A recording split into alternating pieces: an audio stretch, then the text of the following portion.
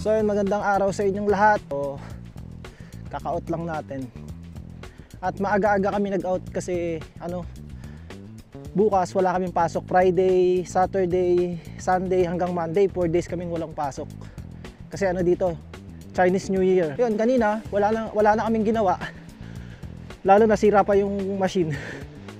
Nakatambay na lang kami. Tapos alas 4, wala na, hindi na kami pinagtrabaho. Nandun na lang kami sa Gisuksa. Dahil maaga pa, may time ako para pumunta doon sa Lawa, yung pinupuntahan ko. Sa may finish line na sinasabi ko. So, namiss ko na kasing puntahan yun. Tsaka, basta maganda doon, papakita ko sa inyo. Para talaga nasa Korea.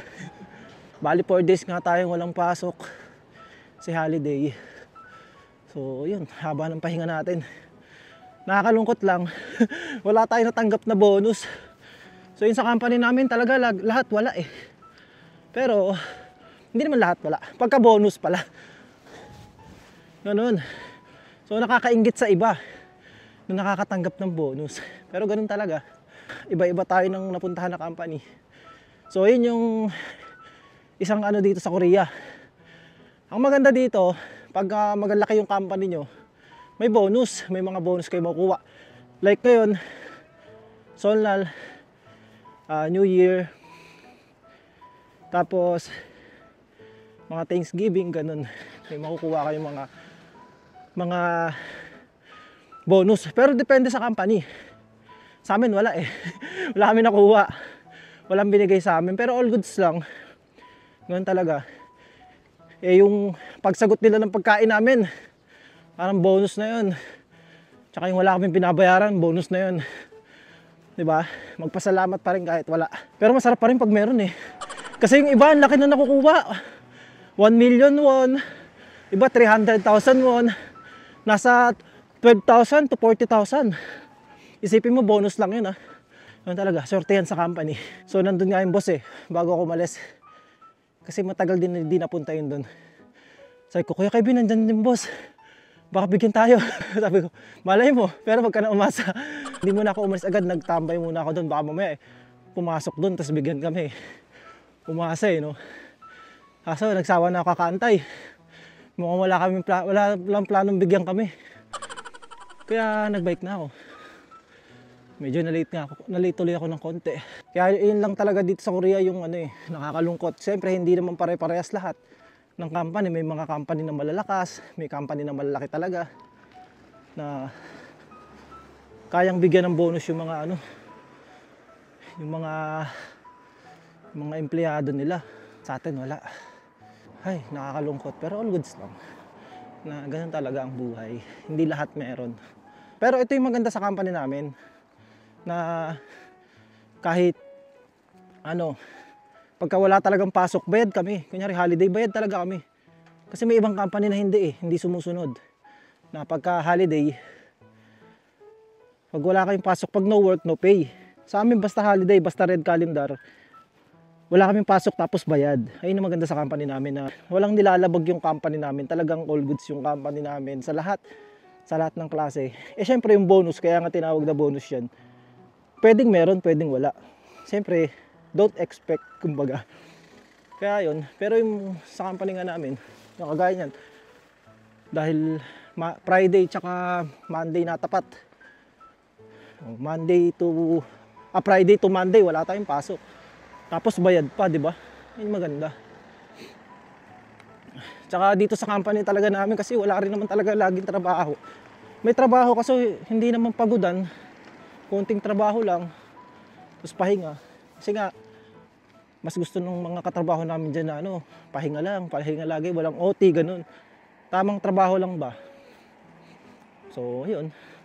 Sarap naman na nagtatrabaho lang kami ng tamang trabaho, 8 hours. Minsan wala pang 8 hours yung trabaho namin eh. Kasi alas 4, tapos na kami magtrabaho, 4:30, 6 out namin. Naglilinis na lang. Kaya nag-aantay na lang ng oras mag-out. So, ayun lang din yung parang masasabi ko na all goods pa rin na nandun kami sa company. Kumbaga, pag nakumpara mo nga kasi, lalo ngayon, sa sahod nga lang makukumpara mo na eh. Baba ng sahod ko. Wala kasi kayong OT. Para Wala kasi tayong OT. Ginagano ko na isip ko, wala kasi tayong OT. Hindi na kasalanan ng company yun. So ngayon naman, may bonus. Yung mga bonus na yan. Yung utak ko na naman parang, pangit sa company natin. Parang ganun eh. Pero, ganun talaga. Sabi ko, wala, ganun talaga. Enjoy na lang natin yung araw na to. 'Di ba? Kaysa magmukmok na wala tayong bonus. Pero nakakalungkot talaga kasi nga parang, syempre ikaw, umaasa ka. Pero okay yan. Tingnan nyo naman. 'Di ba? Kaya gusto ko pumunta dito sa Lawa. Ayun may mga, ano yan, wild duck. Makikita nyo yan, lumilipad din siya ng mataas. Ayan yung nakikita natin, nakikita ko sa company namin na lumilipad. Dito sila pumupunta eh. Ayun, ang dami dun. So ngayon, hanggat may liwanag pa, pupunta tayo dun sa finish line. Sinasabi ko sa inyo. Maganda dun, promise. Kahit malamig, lumalabas talaga ako para makapag-bike. Pag maliwanag pero pag madilim, nakakatamad eh. Wala ka rin makita halos. Enjoy lang natin yung view.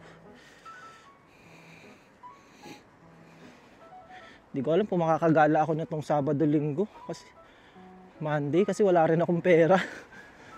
wala nang natitira sa sahod ko. Talagang saktuhan na lahat. Talagang tipid-tipid na talaga. Wala na, pero okay lang. Nawala naman ng mga napigilan ko yung sarili ko sa pagiging magastos. Talagang ipon lang. Control. Ganun. Kasi kung sakto na nga lang yung sahod ko, tapos gagastos pa ako, para siyang mas malalong magkukulang. Kaya yun, tipid lang. Tipid lang talaga. Ipon at mag-enjoy. Hindi naman kailangan maraming pera para mag-enjoy, di ba? So yun, ang ganda ng na to. Diyan ako nagpa-push up eh. Kasi may mga upuan. So yun. Sa ganito, nakaka-enjoy na rin yung ganito. Mag-bike, makita mo yung ganda ng Korea. Doon pa lang, panalo na. Kaya kayo, pagka nag-Korea, wag yung parang sobrang taas na expectation, lalo pagdating sa sahod. Kasi marami ditong ganun. Nagpaparelease na lang sila. Umilipat sila ng ibang company. Kasi nga, maliit yung sahod. So naaapektuhan yun yung pagkuha ng panibagong Pilipino. So dito sa Korea, hindi Pilipino ang paborito ng mga employer. So top 8 lang tayo sa mga kinukuha. 16 countries ata or more. So top 8 lang ata yung Pilipino. Marami ang mga Chinese, Thailand, ganun. So kasi nagkaka-issue. Kumbaga, yung kunyari Pilipino na hire sa company na to, first time na magkaka-Pilipino doon. O kaya may mga Pilipino na doon, tapos dahil masipag, kumuha ng panibagong Pilipino. Yung Pilipino na yon, ayaw niya ng ganun, ayaw niya ng saktong sahod lang, gusto niya malaki kasi expectation niya. So ang gagawin, aalis siya dun sa company, magpaparelease siya. So maapektuhan nun yung mga kasama mong Pilipino, tsaka yung baka hindi na kumuha ng panibagong Pilipino. Kaya kumukonti yung employment ng pagdating sa pagkuha, pagdating sa atin sa mga Pilipino. Ganun. Parang madadala yung mga Korean eh, kasi wag na Pilipino, mareklamo, tapos pag ganito, yun. Pero nasa inyo pa rin yung desisyon kung talagang panglipat yung company. Kunyari yung company ay hindi talaga maganda, hindi naman yung sa sahod lang. Yung iba kasi talaga tumitingin sa sahod.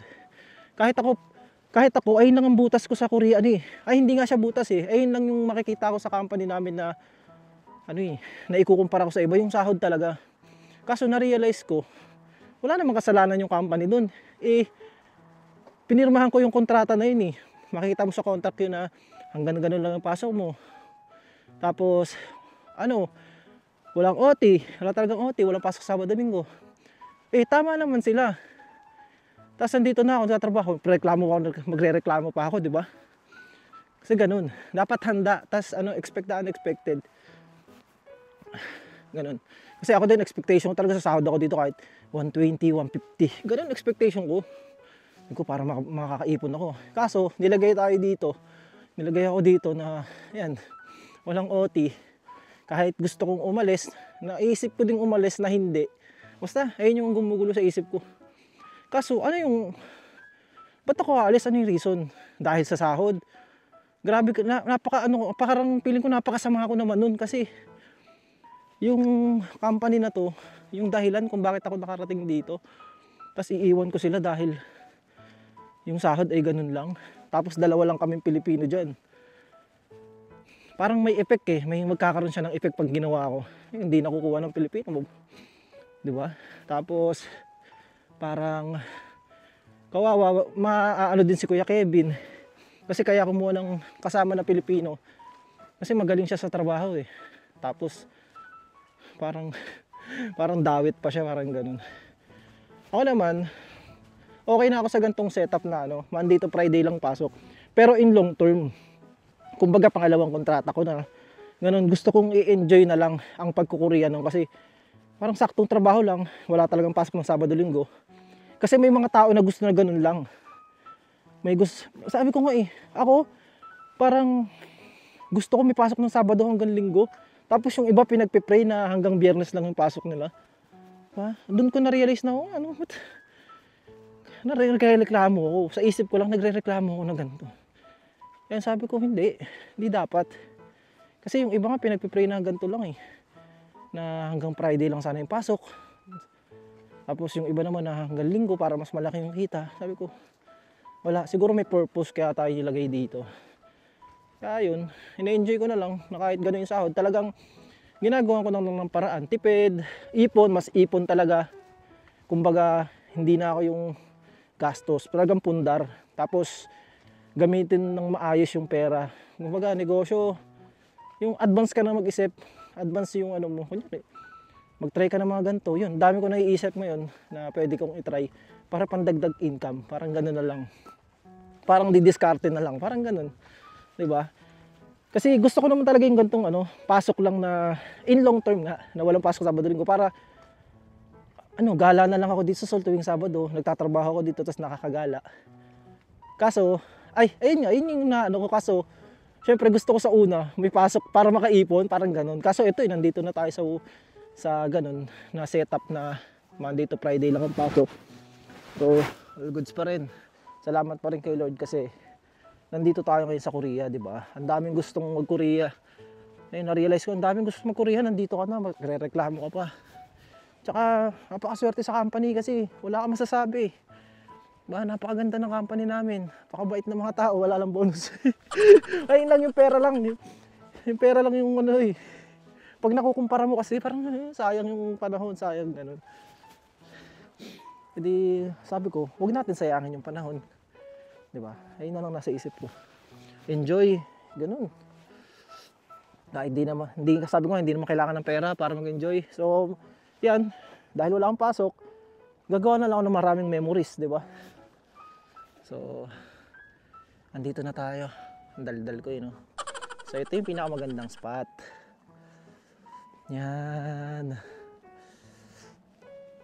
Magpapalipad sana ako ng drone kaso may mga lumilipad din na ibon.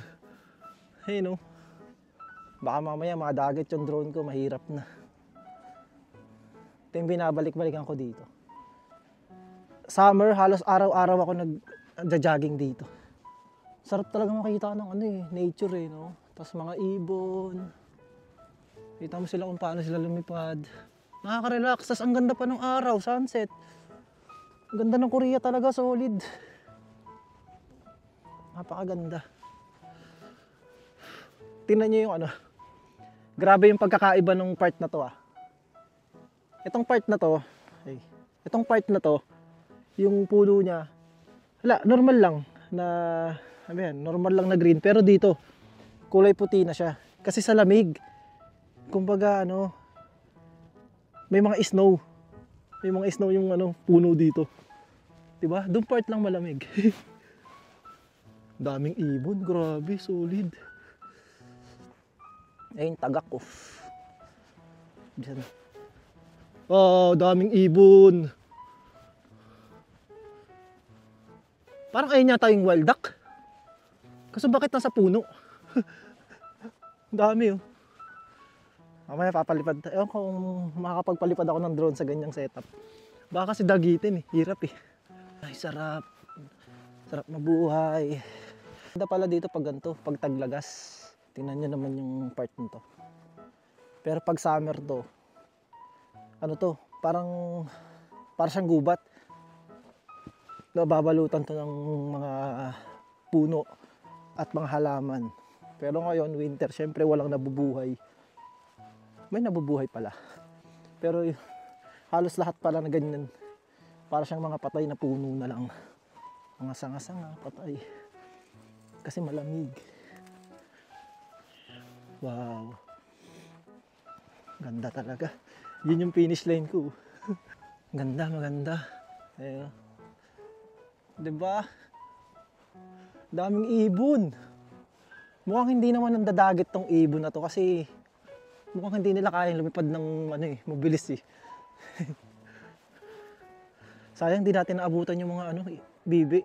Finish line. Kumbaga pag nakarating na ako dyan, na all goods na yung jogging ko. Parang kontento na ako. Pero dire-diretso yun simula sa amin. Siguro mga 3 kilometers to. Hanggang dun sa company. 3 to 4 kilometers. Grabe, ang ganda.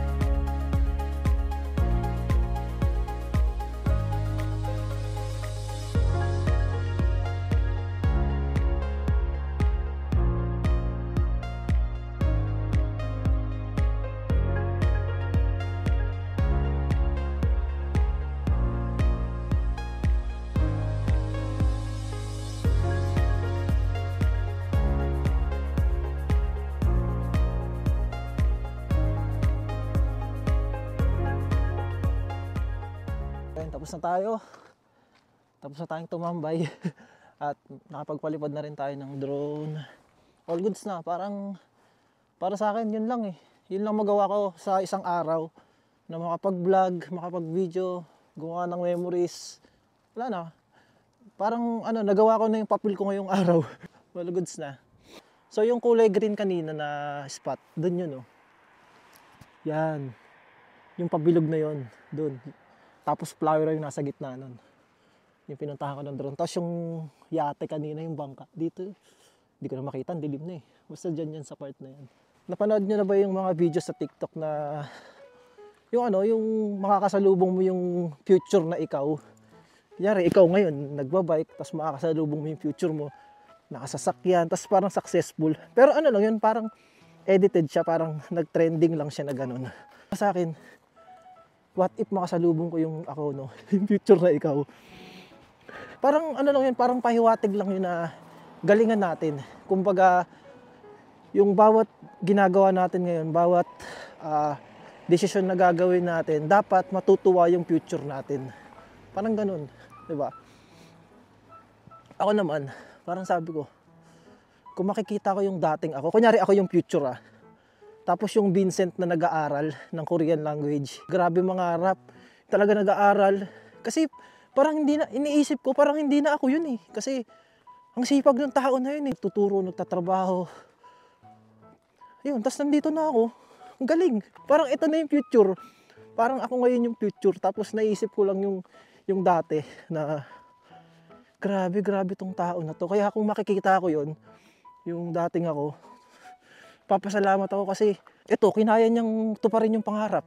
Kasi Yung dating ako, pangarap niya to eh, makarating dito sa Korea. Tapos ngayon, nandito na ako. Kaya, yun, papasalamat ako sa kanya na galing, ang galing, ang galing. Parang ang galing na nabibilib ako sa sarili ko ngayon. Parang kasing nag-flashback eh. Kasi mag-iisang taon na ako dito sa Korea. Parang biglang nag-flashback sa akin yung mga pinagdaanan ko para makarating dito sa Korea. So yun, grabe yung Vincent na yun yung ginawa niya. Kasi number one, nag-aral ako ng self-study. Nag-aral ako lang talaga. Tapos, yun, nahanap ng reviewer. Araw-araw, kabisado. Tapos focus talaga. Tapos yun, registeran na ng exam. Tapos bagsak ako. Kasi mali yung details ko. Iyak ako nun. Iyak yung Vincent na yun. So, yung mga pinagdaanan ko sa pagkukurya, si Jopet lang nakakaalam. Tsaka yung pamilya ko. Nakikita nila nag-aaral ako. Tapos, bagsak ako. Sabi ko, hindi na ako magkukurya. Parang, bumalik na sa pagtuturo yun. Pagtuturo sa school. Yung trabaho ko talaga. So, yung tinuruan ko nun is Pangarap High School. Yun, shoutout Pangarap High School. Kayo yung huli kong tinuruan na nag-ano tayo, tumugtog tayo sa ano bang competition yun sa San Jose, nakalimutan ko na. Tanglawan. So, yun, bagsak ako sa registeran pa lang. Sabi ko, wala, parang hindi sa akin yung Korea, ganun ako nun. Hindi na ako nag-aral nun. Simula nung bumagsak ako kasi ang alam ko, yearly yung exam. So, sabi ko, next year na naman naantayin ko, sayang isang taon. So, may nag-post, parang a week lang, may nag-post na magkakaregistera na naman kasi maraming kailangan na tao sa Korea. So, yung kaibigan kong si Jepoy, so sinend niya sa akin yung date. Pre, ayusin mo na, ganito. Ano yun mo na, check mo na, mabuti kasi marami talaga bumabagsak dyan. So, yun, yung pangalawa na yun, nag-register ako. Kumbaga, wala na sa akin. Kasi baka bumagsak na naman eh. Or baka magkamali na naman eh. Kasi nung una talaga, unang registeran ko, unang pag-register ko sa EPS exam, madaling araw pa lang, gising na ako, alas 4 yata, alas 5. Kasi nga, mapupuno daw agad. So, napuno naman talaga agad. So ako, parang tanghali na ako, alauna, alas 2 pa ako nakapag-register kasi sa cellphone lang ako nag-register, ayaw makapasok. Tapos nung hapon, tinry ko sa computer ng kapatid ko, pumasok. Kaso, mali naman yung details ng nalagay. Kulang yung ano ko, middle initial. Sabi ko, ay, ewan ko kung papasok, pero wala, na-deny, hindi nakapasok. Tapos yun, sabi ko, hindi, parang para di sa akin. So, next year na. Tapos yun nga, in a week may nag-post na may registeran ulit. Big bike ko. Ay, so nag-register ako, tama na, okay na. Pero nung time na yon, nakabalik na ako sa pagtuturo. May competition kami nun sa Tanglawan, sa San Jose del Monte. So focus ako nun. Focus kami nun. Parang 2 weeks, 3 weeks yata. Isang buwan lang exam na. Hindi ko siya napapansin yung date ng exam. So after ng competition, syempre focus ako dun. Hindi ako nakakapag-review. Tapos after ng competition, kinabukasan, gumala pa kami ni Jopet. Tapos pumunta kami sa ate niya. So pag check ko ng date, hala, bukas na pala yung exam. Bukas na pala yung exam na ng date nung pagka-register ko. So sabi ko, tara, uwi tayo. Uwi kami ni Jopet. Yun, hindi na, yung pag-uwi, doon lang ako nag-review. Review ko ng konti. Sabi ko, pasok mo lahat sa ulo mo. Binalikan ko yung book 1 and book 2. Tapos yun, aga ko gumising. Tapos punta na ako ng POEA. Ang aga ko din, pumunta doon. Santay na, yun, kabado. Yun, reading test pa lang, alam ko nang pasado na ako. Kasi malaki na yung nakukuha ko. Point sa, siguro 6 yung mali ko sa reading o kaya 5. Kumbaga, syempre sa listening, mas madali yung listening para sa akin eh. Kung maka 10 points man ako doon, or 5 points lang, or 7 points, all goods na, 1 to 20 yun. Naiiyak na ako sa reading pa lang, sabi ko, Lord, thank you. Parang lumalabas doon sa exam, parang para sa akin tong exam, ganun. Grabe, sobra. Sabi ko, Lord, thank you. Parang 50 kami noon, parang 4 lang kami nakapasa, 4-5. Natira kami doon, tas skill test na. So sabi ko, Lord, thank you. Salamat. Tapos yun na, dara-diretso na. Ito na, nandito na tayo. Pauwi na tayo. Grabe. Lamig. Solid. Pagpahingan na tayo. Takbalan ng buhok ko. Ayun lang ang video natin ngayong araw. So, all goods. At nakagala tayo. Bukas, di ko alam kung saan ako pupunta. Wala kasing pasok, di ba? Baka dito lang mag-edit. Manood ng movie. So, yan. Lagi ako nanonood ng movie pag gabi. So, hanggang dito na lang yung video natin. See you tomorrow. Bye-bye.